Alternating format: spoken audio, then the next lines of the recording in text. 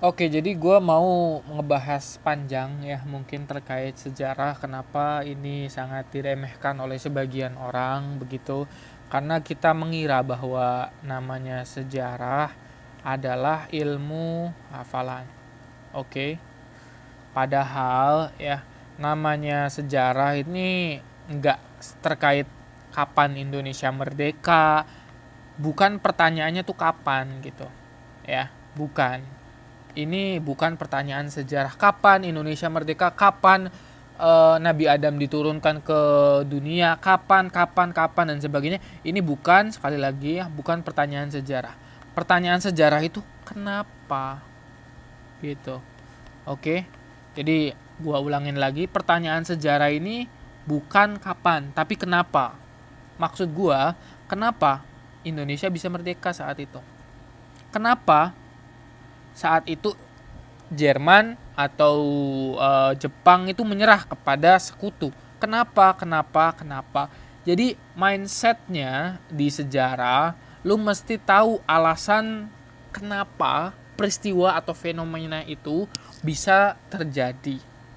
Oke, dan ya, gua mesti katakan di sini bahwa sejarah adalah ilmu para raja.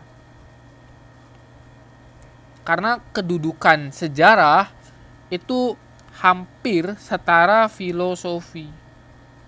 Lo tau gak sih kurikulum dari para raja itu apa? Ya, gue jelasin nih. Kurikulum para raja ya, yang gue baca gitu. Pertama, harus paham filosofi. Kemudian paham cara berpedang, cara bertempur lah. Kemudian cara bahasanya lah gitu. Kemudian lebih ke arah diplomatik. Kemudian ada, lu mesti paham geografi. Ini untuk perang, oke? Dan diplomatik untuk negosiasi. Bahasa lu untuk komunikasi. Kemudian cara berpedang ya bertempur lah, pertemperang gitu. Kemudian filosofi mikir.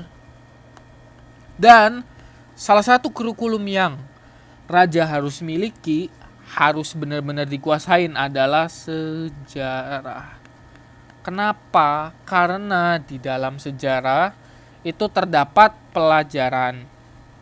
Oke, terdapat hikmah, terdapat nasihat. Oke, karena lu bayangin, nggak mungkin seorang raja ya naik nih gitu, dia umur 14 tahun katakanlah, dia gue yakin lebih pintar daripada kita semua. Kenapa ya? Karena dia udah dibekali dengan kurikulum atau pelajaran yang basic untuk para raja. Salah satunya adalah sejarah gitu.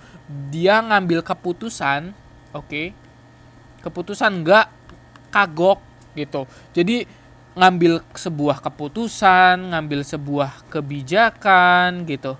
Dia nggak kagok, nggak mikir ini gimana ya, itu gimana. Dia udah tahu karena baca sejarah gitu.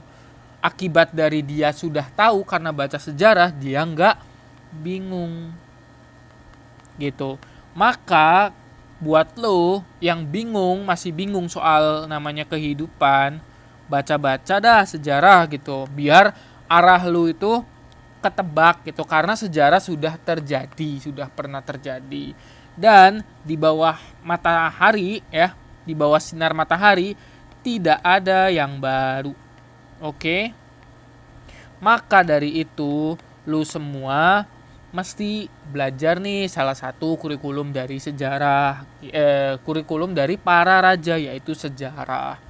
Karena sejarah ini benar-benar ngubah mindset lu ya. Kayak lu yang bingung, lu yang masih kagok, karena mungkin lu nggak tahu ke depan tuh gimana gitu.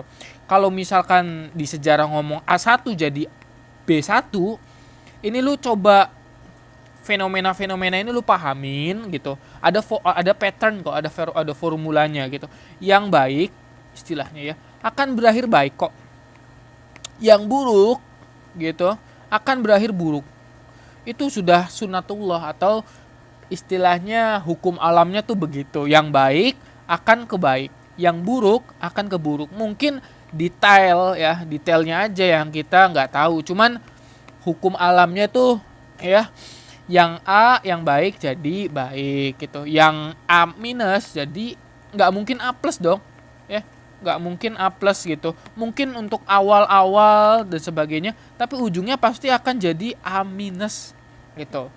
Paham ya maksud gue ya. Jadi kedudukan sejarah ini benar-benar sangat-sangat penting gitu. Bahkan ini diibaratkan sebagai wawasan para raja. Gue udah sering banget bilang gitu di seminar-seminar, di webinar-webinar yang terkait bahas sejarah gitu. Gue selalu tekankan bahwa namanya sejarah itu mesti diperhatikan, mesti kita paham kedudukannya seperti apa, dan dia arahnya akan kemana membawa kita itu ya. Jadi paham ya terkait sejarah, ilmu yang sering diremehkan padahal kedudukannya sangat tinggi. Seperti itu guys.